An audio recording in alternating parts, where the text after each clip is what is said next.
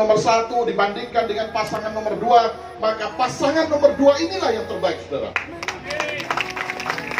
Mengapa saya katakan demikian? Sebab dua orang pasangan yang kita dukung ini adalah bukan sekedar orang yang punya riwayat yang panjang dalam hidupnya, tetapi sekaligus juga persembahannya bagi kepentingan bangsa dan negara.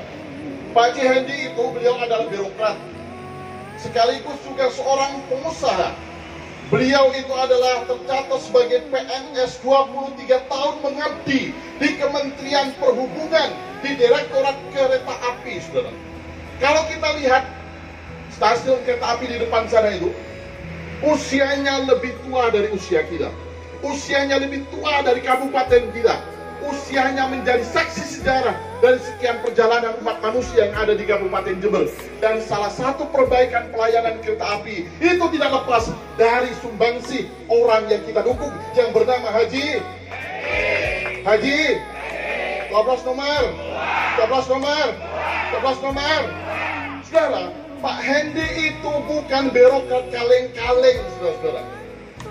Sekali lagi, Pak Hendy itu bukan birokrat kaleng-kaleng, hanya sekedar sebagai PNS mengabdi, datang pagi pulang sore, memberikan pelayanan kepada masyarakat. Tetapi beliau menerima anugerah penghargaan pada 2013-2014 sebagai seorang yang menerima Satya Lancana Karya Satya pada 2013. Itu sebuah penghargaan atas dedikasi, atas kejujuran, atas pengabdian, atas karyanya yang terbaik yang dipersembahkan untuk Indonesia, untuk kereta api yang negara. Jadi kita tidak salah memilih beliau, karena beliau bukanlah birokrat yang kaleng-kaleng. Kalau yang lain, saya tidak tahu, saudara. Kalau pasang nomor 1 saya tidak tahu, pasang nomor 2 saya tidak tahu. Tetapi yang jelas dua pasang itu bukan orang yang punya latar belakang birokrasi yang cukup. Apalagi dia adalah birokrasi yang berprestasi, tidak ada cerminannya. Saudara, beliau, Gus Firjon, beliau ini bukan kiai kaleng-kaleng. Gus Firjon ini bukan birokrasi kaleng-kaleng, saudara. Tetapi beliau adalah putra dari Rois Am, pengurus besar Nahdlatul Ulama, yang melahirkan sekian sumbangsi pemikiran bagi pengukuhan ideologi Pancasila di Indonesia yang kita cintai. Ketika kita kenal 4 pilar kebangsaan, di mana Pancasila salah satu pilarnya.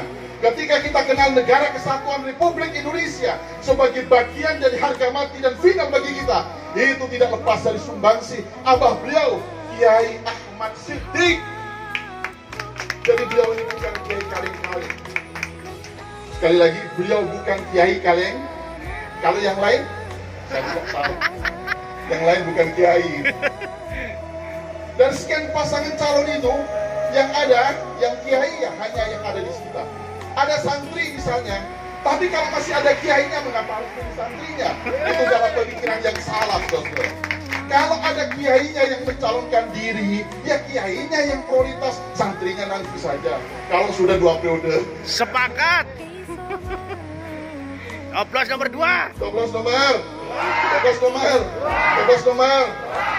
Gus Firjon bukan kiai kaleng-kaleng, saudara. Beliau ini seorang kiai dan sekaligus juga seorang politisi.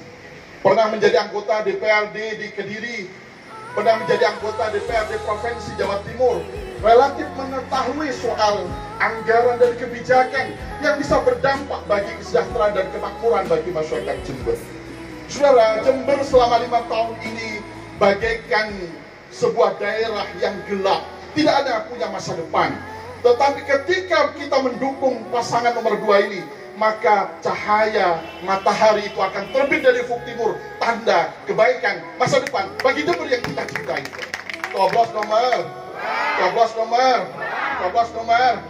Saudara, kalau ingin menang, kemenangan itu mudah bagi kita. Kalau hanya yang ini yang nyoblos, kalah gitu. Yang hadir ini adalah pasukan-pasukan kita di bawah, di tingkat kecamatan dan desa, yang punya tugas dan tanggung jawab untuk memenangkan pasangan nomor 2 urut 2 ini. Dan itu bisa kita lakukan, kenapa? Karena Nasdem terbesar di Kabupaten Jember, perolehan kantong suara terbesar di Kabupaten Jember, itu berada di Dapil 4. Salah satunya adalah Rambi Puji yang kita cintai ini. Jadi kalau kita lihat itu misalnya, suara terbesar Nasdem itu kantongnya ada Dapil 4. Kemudian yang nomor 2 adalah Dapil 2. Kemudian nomor 3 ada Dapil 6. Kemudian dapil-dapil yang lain, di mana dapil ini memperoleh tidak kurang dari 40.000, dan sumbangsi saudara Hamim itu tidak kurang dari 8.000 lebih untuk kecamatan Rambi Puji saja. Jadi kalau Rambi kalah, maka yang patut disalahkan adalah saudara Hamim juga.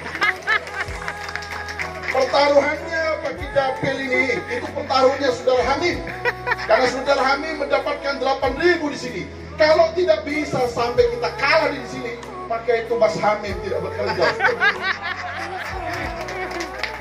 Sepakat? Sepakat. Sepakat?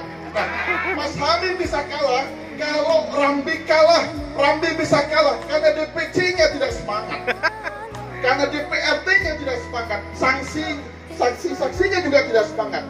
Oleh sebab itu, untuk meraih kemenangan ini, kita harus persembahkan sebagai bagian ikhtiar kita semua untuk meraih kemenangan, karena kemenangan kita persembahkan bagi Jember yang kita cintai ini. Hendi, maka inovasi itu akan bisa kita raih, saudara. Coblos nomor, coblos nomor, coblos nomor, coblos nomor, coblos nomor, coblos nomor, coblos nomor, coblos nomor, coblos nomor, coblos nomor. Siapa? Haji Endi Gus Haji dan Gus. PS kita jumlahnya di Kabupaten Jember hari ini 4.752 TPS.